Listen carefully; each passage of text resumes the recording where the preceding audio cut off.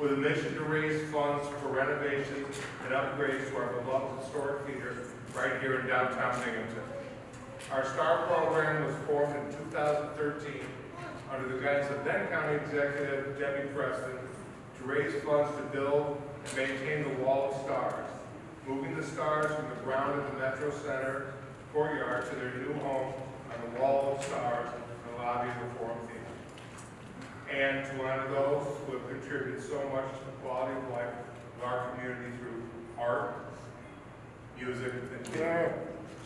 Our board members, one's here, Robin Alpha is here, but our other board members are Ron Hinkle, Sylvia Kerber, Stephanie Bob Kumenacker, Tina Niles, Robin Alpha, of course, and Justine the Diamond. Today, we are thrilled to welcome Benny Diacco, musician and owner of Music City, as we place his star among those who have contributed that much to our community, the quality of life. I would like to call upon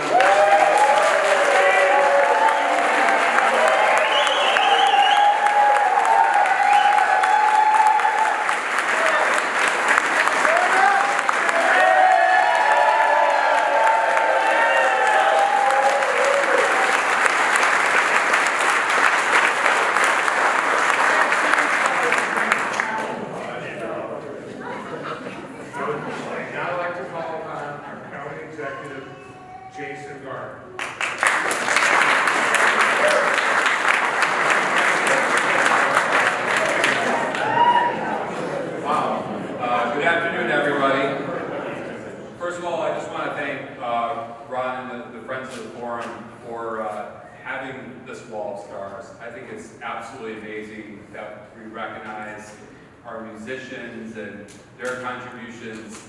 It's pretty amazing. Not a lot of other communities have something like this to recognize the cream of the crop. And I think in Broome County, we have an amazing array of talented artists and musicians. But to get on this wall, you've got to be something really special.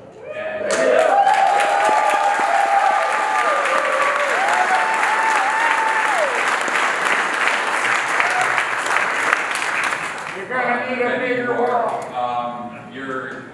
You're absolutely amazing. Your musical talents, helping out other people over the many decades, achieve a level of success, and of course your amazing store where my son has bought oboe wreaths, and thank you very much for that. You are literally a legend in this community. That's where you are, and that's why you belong on this wall. And I always say you're judged based on the company you keep. I've been doing this for 8 years, and I have never seen so many people here.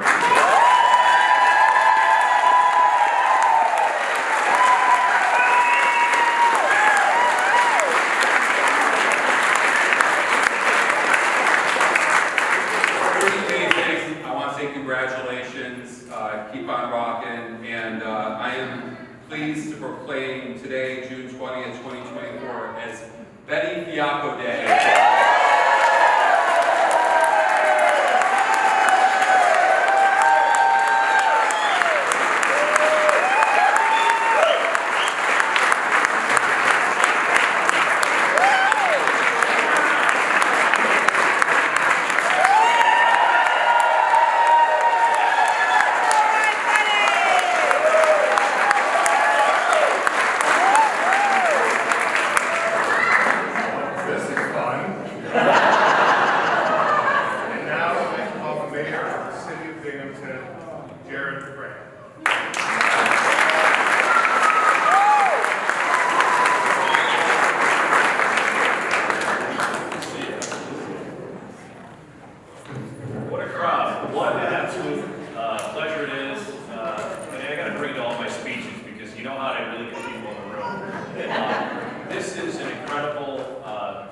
Showcase of what you mean to this community, what you mean to the city of Binghamton and beyond.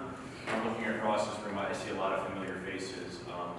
And I'm thinking about today and thinking about this Wall of Fame and what it means and all of the different types of people who have been on this wall. There's Broadway producers, and Rod Serling, and people that are involved in local documentaries, of course, musicians.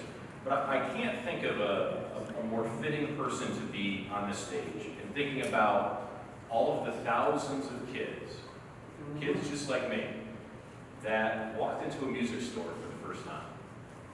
They were playing around a little bit with the instruments, hopefully not playing Stairway to Heaven or anything. But they probably were. And someone came and helped them. And it was probably Benny. And from whether it's in downtown Binghamton starting in 1981, 81, and then the move to Vestal, you know, think about the number of people that have been touched by their passion, the number of people who picked up an instrument for the first time because of you, who stuck with it because of you, even though it was really hard, their fingers were getting calloused, they couldn't play the chords. I was one of those kids. I started playing guitar because I went into a music shop and got my first one and it celebrated a lifetime of music. I can't congratulate you enough. This crowd, I'm sure, is really looking forward to seeing this star come on the Wall of Fame. And just like the county executive, to celebrate your contributions by the authority vested in me by the code and laws of the city of Binghamton, we are proclaiming today in the city of Binghamton, Benny Fiacco Day.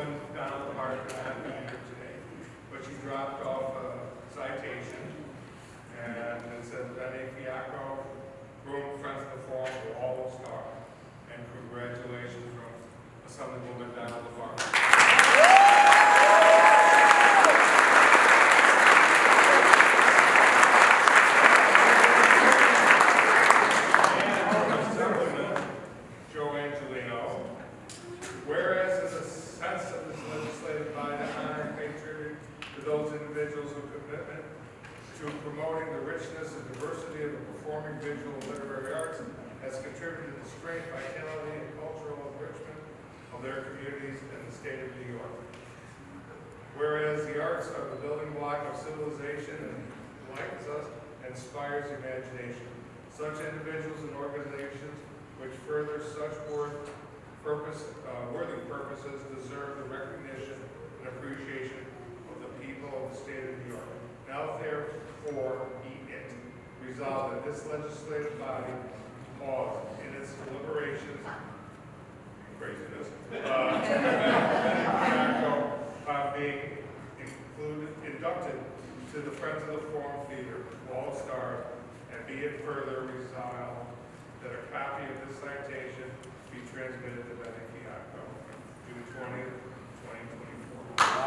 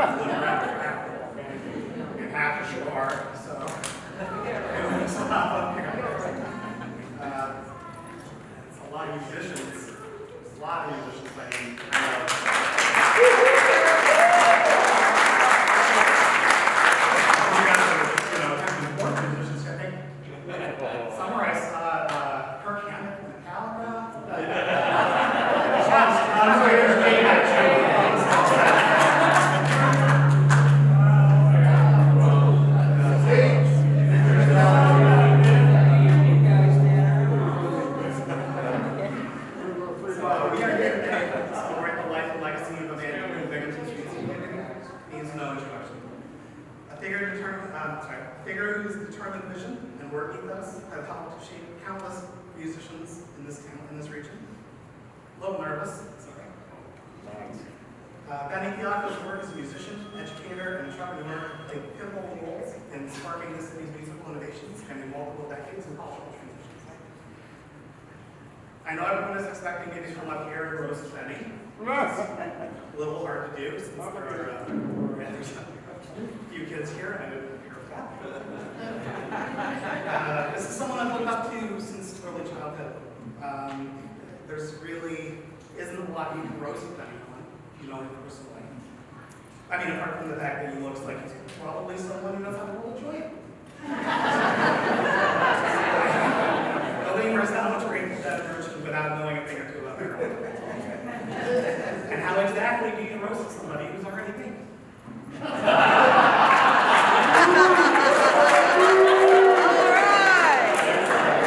first met Benny Fiacco as a customer when I was just 7 years old. Little guy. Going into Music City for the very first time. I sang guitar strings. That was the first time a grown-up ever gave me a discount on anything. And it was the very first time a grown-up ever offered me marijuana. I'm kidding. Mayor's here. I'm kidding. Obviously, Benny would never do that.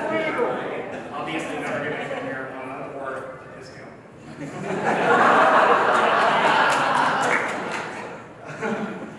That's not fair. In all the decades I've known Benny, I've never actually seen him smoke weed. In truth, for all I know, he didn't ever even touch the stuff, though there are some clues. For one, Benny looks like a love child between Cheech Marin and another Cheech Marin. He's what happens when Super Mario eats the wrong mushroom. The cash register at Music City has 1 spy pens and onions. I invited Penny to a potluck once, and holy cow, did he get that message for? I say all this in jest, of course. We all know Benny to be an immaculately skilled musician and one of the most knowledgeable leaders in the world of musical instruments here in Brooklyn.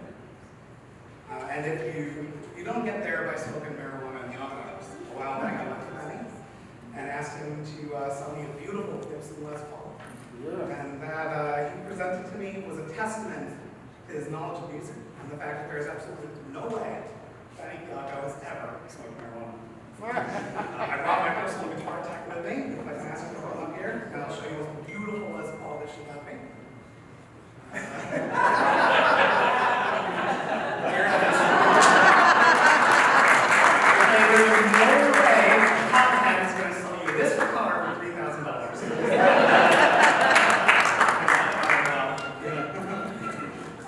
All kidding aside, though, I've been a professional writer for 16 years.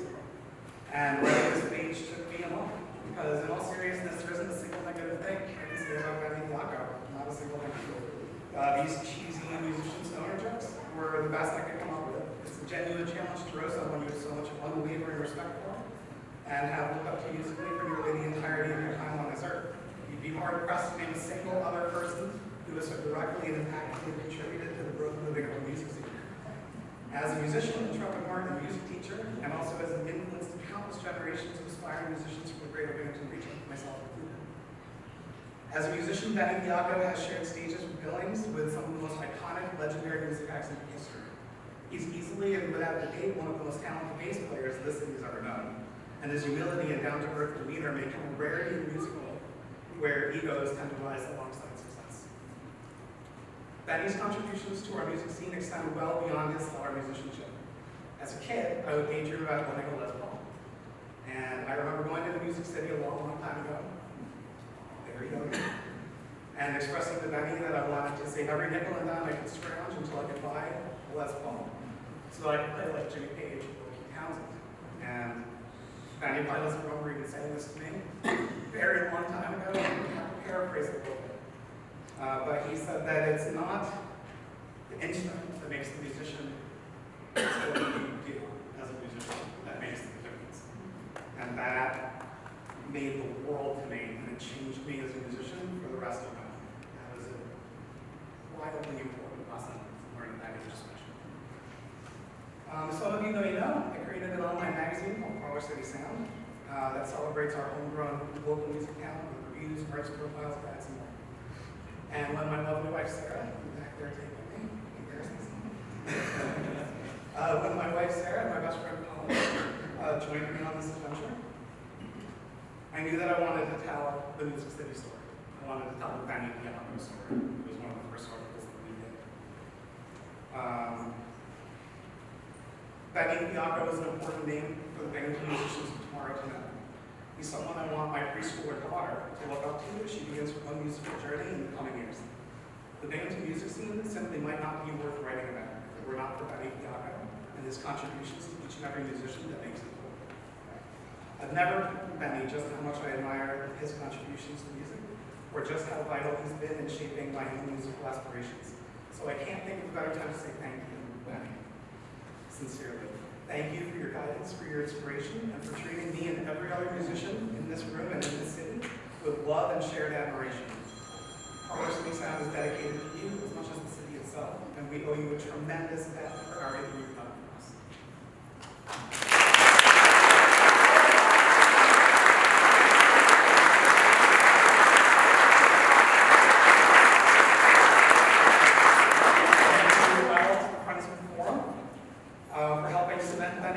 Amongst the storied names on this impressive wall of Binghamton's brightest stars. Benny Piano has been a true champion of working class Binghamton musicians for as long as I can remember, and it truly is inspiring to see his contributions for this immense and infinite honor. On behalf of myself, my family, my friends, and every musician who makes the Binghamton music scene as special as it is, thank you, Benny Piano. You deserve this honor more than anyone I can name, and this city of our music scene will forever be grateful to you for everything you've done for this city's flourishing music scene.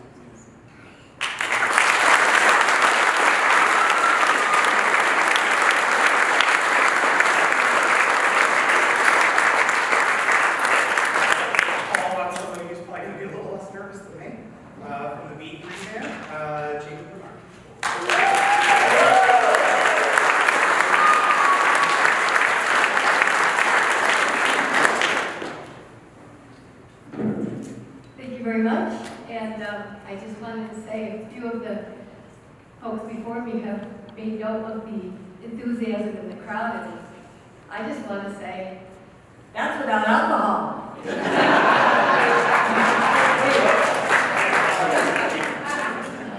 Yes, I'm Jamie Bernard, for those of you who don't know me, but I think I know most of the people, wonderful turnout in this room, and I have the privilege of playing with Benny in the B3 band, and also over the years in Highway Crew Market.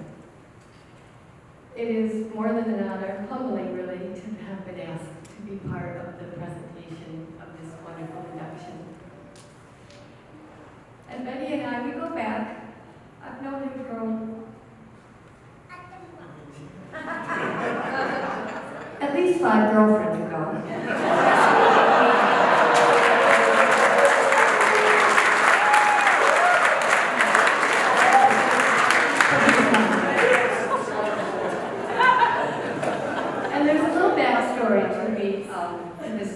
Coming up to speak. So we were at a gig maybe about 4 months ago at least, and we were just chit-chatting, we were tearing down, and wait a minute.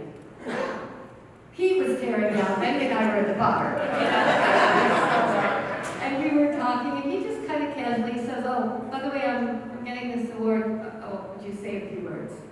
I'm like, yeah, it was, not a lot of thunder onto it, so I'm thinking, kind of in my mind, I wonder what he's getting, maybe they got Go Safe Driver Award. I don't know, maybe kind of elusive with it. So I thought, I'm going to stand up there with a blizzard, not do that.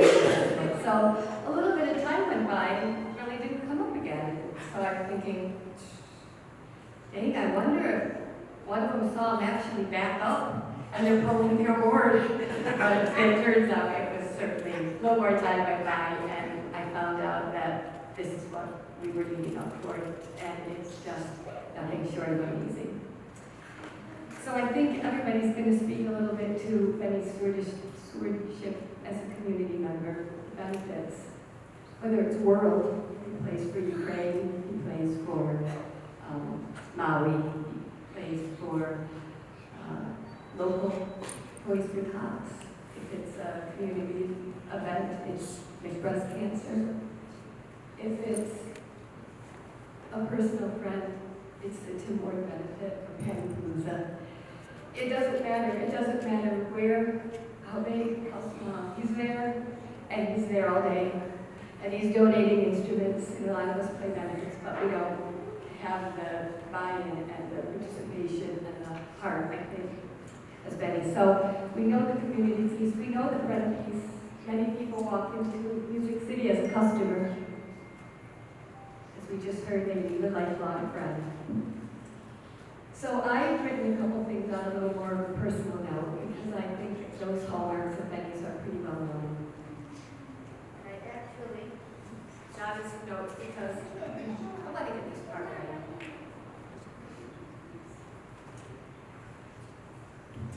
There's an old adage that says, play with musicians who are better than you are, and you'll get better. Well, I'm living proof. For me, Benny's been more than a typical bandmate. Benny's been my teacher.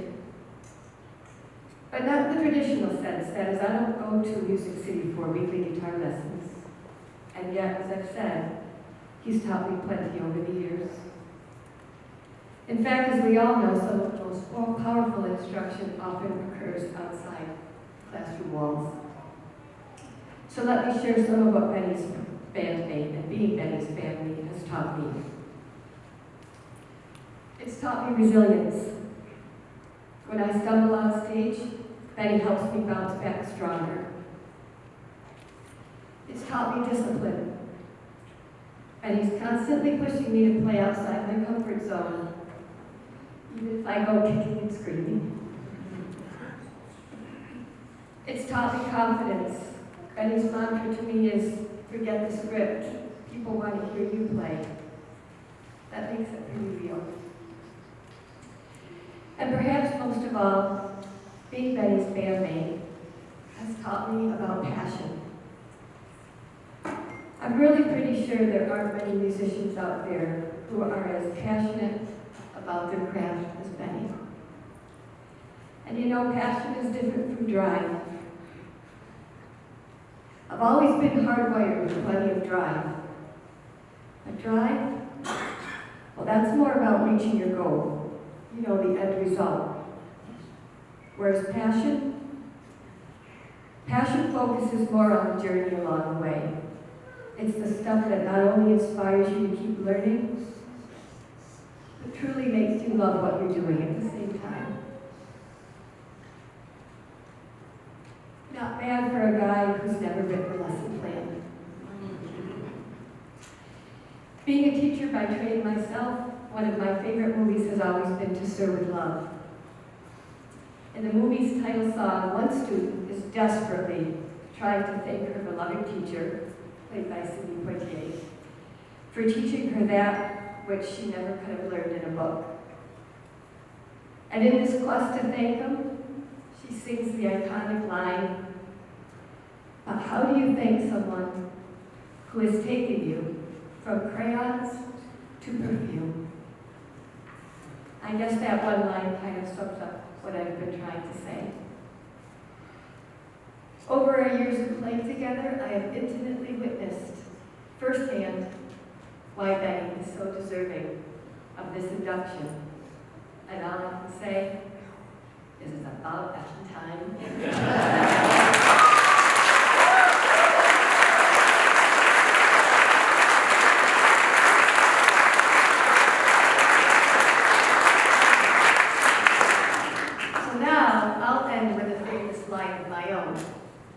One many of you have heard me say many, many times. You make some noise for my good friend Benny Fiasco.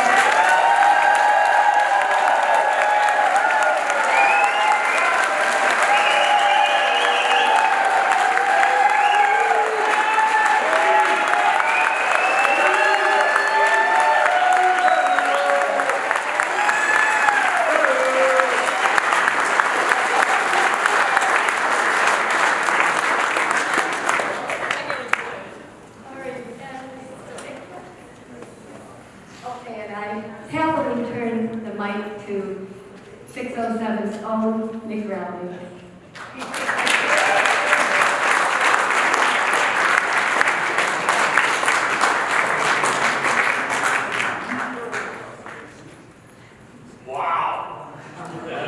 That was good, man.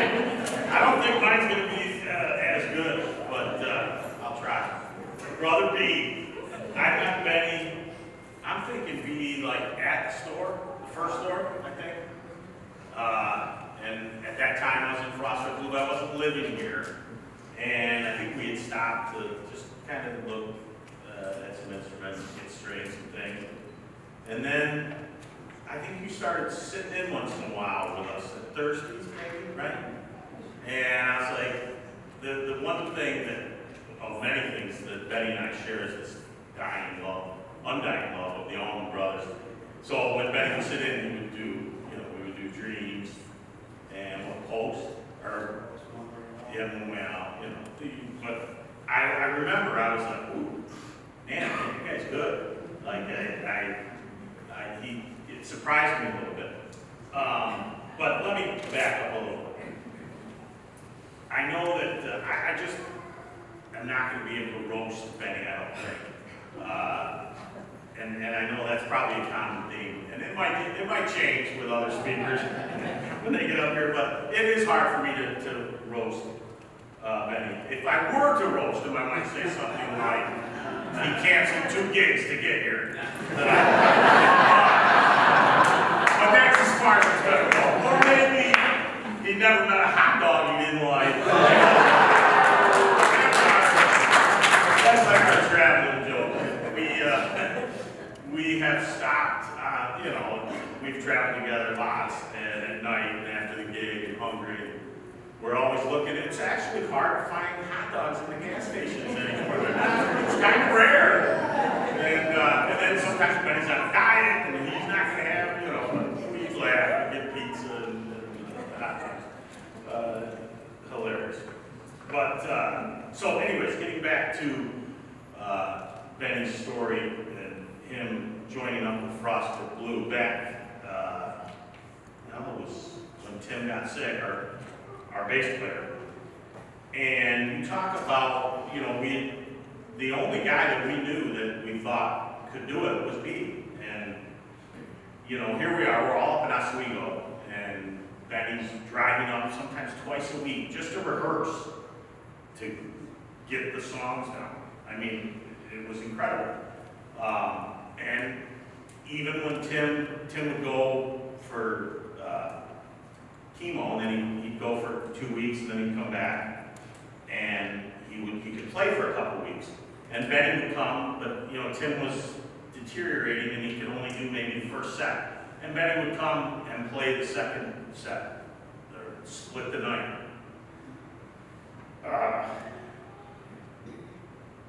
And that really meant a lot. But when Tim passed, there was no doubt that we were going to carry on, and if we were going to carry on, it was going to be with B, for sure. We all know about what he means to this community and all his endless giving, whether it's Blues on the Bridge or Toys for Tots, we mentioned, and the Humane Society. And I remember the first time I think Benny had said, yeah, I'm donating dog food to the Humane Society.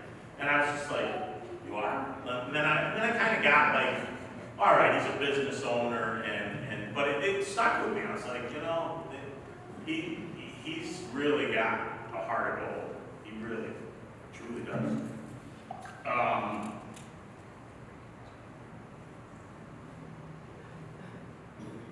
I gotta say, I'm so happy and proud of you. This is your day, your night.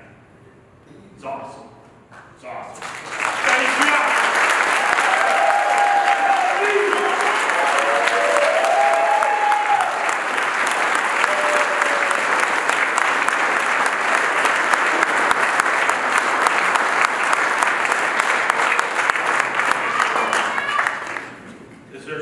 Are you next?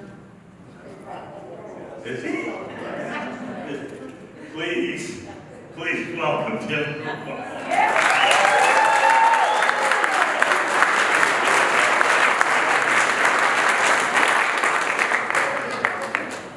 So, Benny, that's what we're here talking about. fantastic. They were. And there was actually a lot of things in there that I was going to say as well. But, you know, I left my notes at home, so I'm gonna take off. I'm going to segue on what Nick was talking about, the hot dogs. And late night food. The funny thing is, all of us musicians in the room, and most of you, there's always a great story that starts with something like, after this gig, we went to this place and we were hammered. Filling the place, Benefiaco, away we go. And I thought of a few more, but the hot dog thing was kind of cool, because I think that actually happened to Nick. I think it happened to Gene Hummel, and I know it happened to me. Coming out of the gig in Syracuse, that Tully's, you know, it's a stop, always stop at Tully's on the way back, and Benny's looking at these hot dogs on the rack, and he says, "I'll give you $1 for each of them."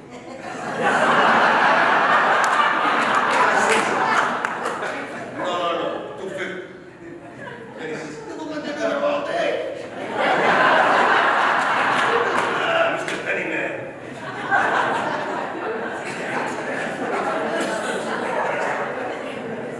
So we did a gig down where I camped, at the campground. We did a gig down there.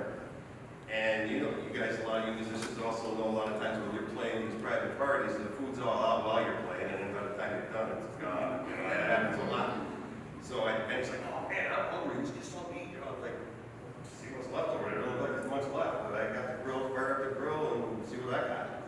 So we go back, go pop a few beers. Benny comes walking up with a case of hamburgers. Look at hamburgers. I'm like, "Where did you go with a case of hamburgers?" "Well, I got it from the guy."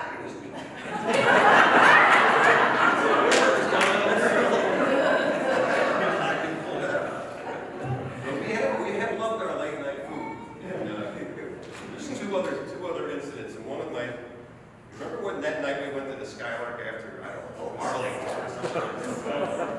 We got omelets and pancakes. And it was so good, you know, that feeling like after the gig, we just chowing down everything.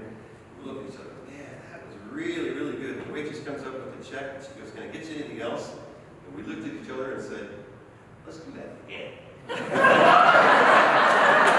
Another round. I barely fit behind the steering wheel of my truck to get home now. Another great food story that just came to mind is every Christmas Eve, either me or Mary Ann has a Christmas Eve party, and Mary Ann does all the cooking usually. And we were at Mary Ann's house one night, and we were the last soldiers. We were the last up, right? And we had a bottle of wine, and the refrigerator door open. Just left the refrigerator door open and started shoveling the leftovers in Mary Ann. Drinking a bottle of wine, and then, "Oh, try this. This is good." We did some good eating back in the day. Yeah. I think the funniest thing was, I think it was the night of the hamburgers. It was down at the lake. We played. We're all sitting around the fire. My parents have a camper that's, you know, about 4 or 5 up the hill from mine. And Benny was going to crash. And my parents had offered the bunk in the back to crash. So, you know, we were doing our late night. He goes, "I'm going to go up and crash." And he goes up and crash. Next morning I get up, take a cup of coffee out and see how everybody's doing. And they're all laughing up there. And I said, "My dad," I said, "What happened?" "Benny sat on my head."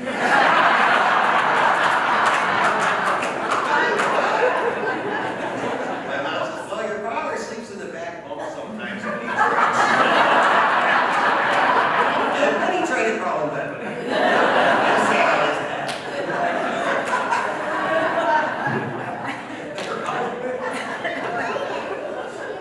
So I gotta say, aside from what everybody else has said, which I truly, one of the things I was gonna say was that there's, I mean, he know Mr. Pennyman, because he'll give you all the attention, whether you're buying a Gibson Les Paul or whether you buy a pack of picks. He'll talk to you about what is gonna be best for you. And that is something that's irreplaceable in this world. You can't go anywhere and get that kind of service. You can't go anywhere and get that kind of help or care to purchase anything. So if there's any legend or legacy you want to take from Benny Fiacco, it's caring. It's actually caring about what you're doing. And I think my hat's off to you for that.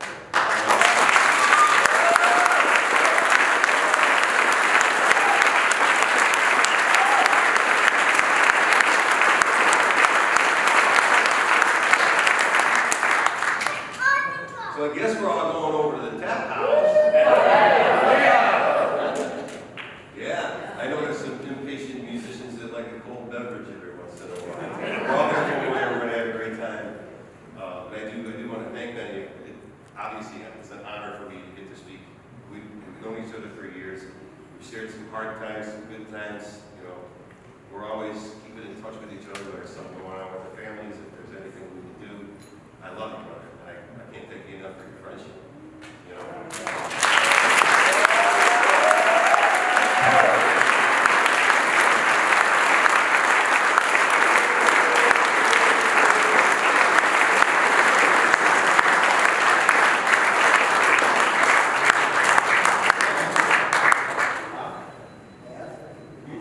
That was terrific. We've been doing this for over 10 years. We've never had a crowd.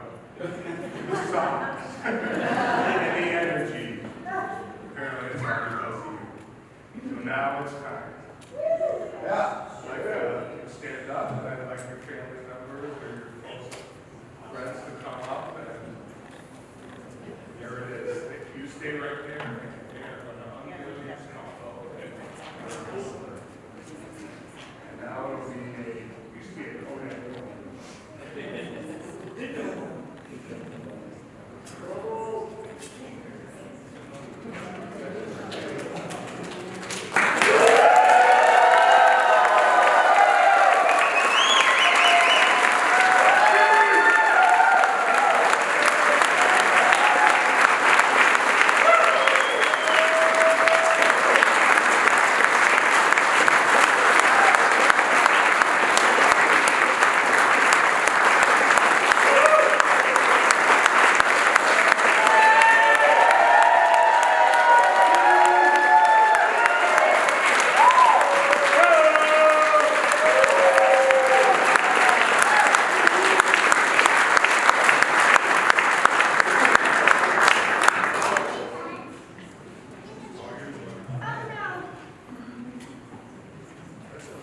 Wow. What a day. First of all, thank you everybody for coming here. I mean, this is amazing to have all you people here with me. It means a lot to me, each and every single one of you. You know, we have so many musicians here in this room tonight, and we're all brothers and sisters brought together by music. And you know, we've done this, we've all got to know each other. Music has brought us all together. We've all had some great times together, and we've all done a lot together, good things for the community. I know I'm got to receive this award tonight, but everybody here in this room has done very many good things for this community as well, through music and through the arts as well. So give yourselves a hand, too.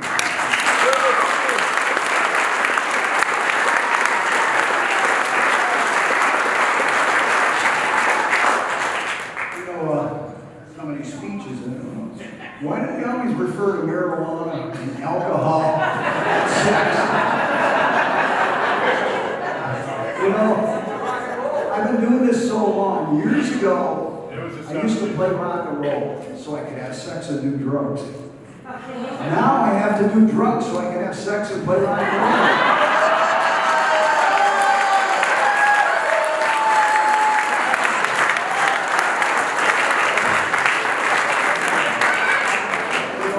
I want to just say thank you to the people that have been instrumental to me in Music City. First of all, my current staff, Josh Seifert, Matt Shutt, Matt Canal, we call him Matt. Matt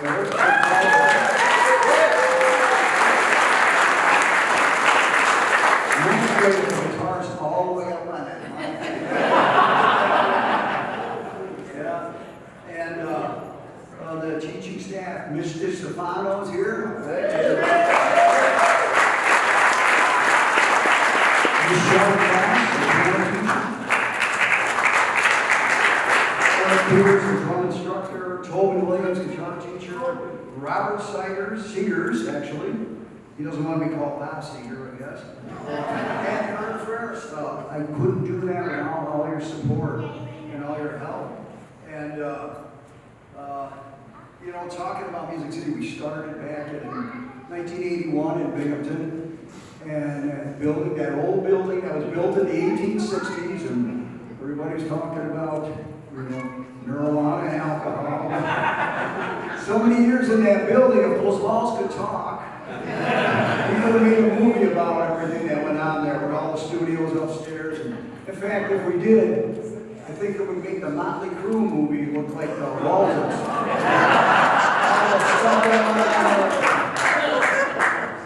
And so anyways, I started out, I didn't want to be a musician at first. I wanted to be in the New York Yankees. As a childhood kid, that's what my first ambition. I wanted to play baseball, be on the Yankees. That never happened, obviously. So then I heard John Lennon's voice. The Beatles had come out. I heard John Lennon sing. Wow. That just intrigued me to where it drew me into something. It's like, wow, I've never heard anything like that. And I was a kid, just a kid. Never had a guitar yet or anything. And so then started taking a little interest in music. And then I had a cousin, an older cousin. His name is Lou Ligori. And he was heavily involved in the EPAC Center down in Endicott. And he was a bit older than I was. I was a 12-year-old kid at the time. I got a guitar for Christmas. Mom and Dad got me a guitar. And my cousin Louie, who was a little older, had a nicer, way nicer guitar. I mean, I had this thing that came from the equivalent of a CVS store. And Louie had this nice Guild guitar, really nice Guild acoustic.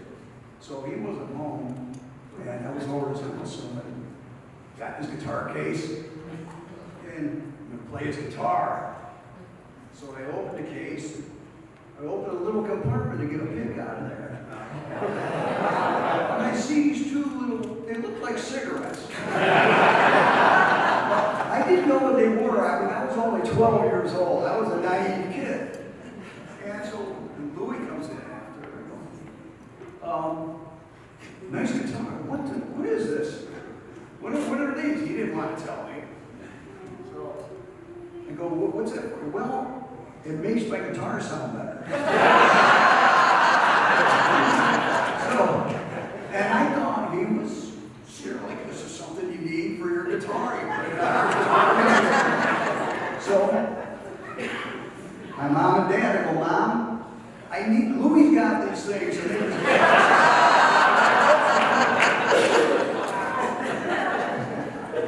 that was at age 12. Well, by age 18, I was playing in a band called Bong.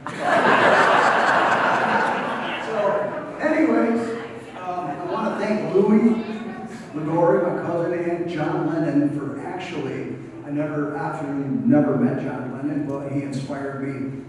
Louie had spent a lot of time with me, he inspired me. And a lot of other musicians too, the people from the Allman Brothers who I had the pleasure of meeting, not all of them, but some of them, and they all gave me good words of wisdom as far as believing in yourself as a musician. They taught me that, and express yourself as a musician, and don't go by the book. We've got a lot of good musicians in this room tonight, and I'm honored to be amongst all of you. And I appreciate everybody who plays music, everybody who writes songs.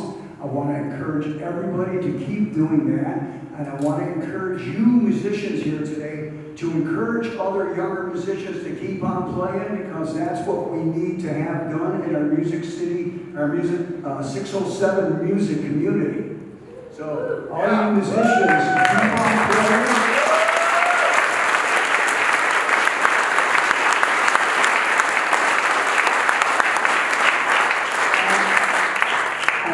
To be part of this wall of stars. I mean, I'm in good company. My friend Mike Carbone just got inducted a couple of weeks ago.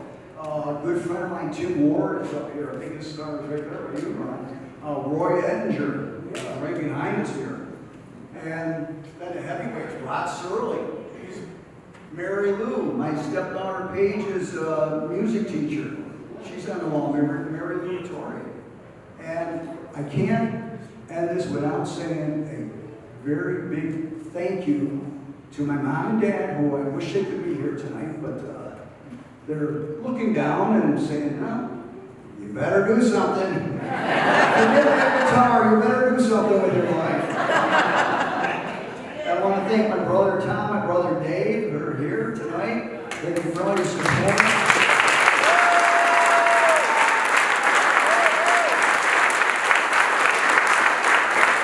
I want to thank Teresa, Paige, and Michaela for all their support throughout the years. And we know it hasn't been easy. At times it's been tough, you know. But late nights, you know, playing in the band, eating hot dogs late at night. And Tim was telling a story about the penny man thing. And the way this happened, this was up in Syracuse. And it was after a gig. And well, I want to take a minute too to thank Joan for being so instrumental in making this happen tonight.